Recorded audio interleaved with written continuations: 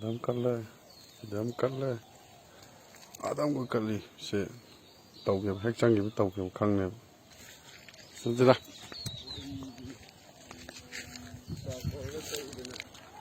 hậu đi kìa con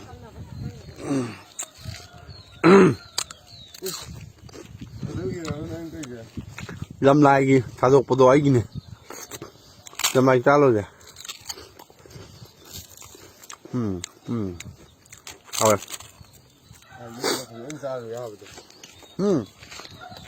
đây này bộ ông nói rồi á có dám lên này xin nào dịch tham vào bóng khảo buồn dùng chắc cái đâu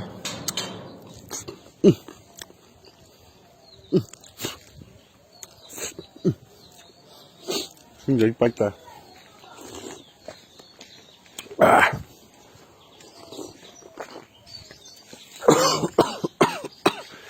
làm lại không chịu làm lại cũng cắt lại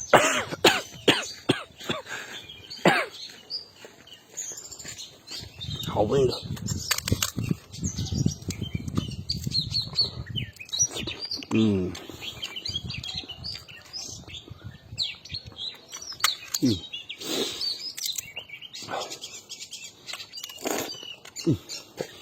nè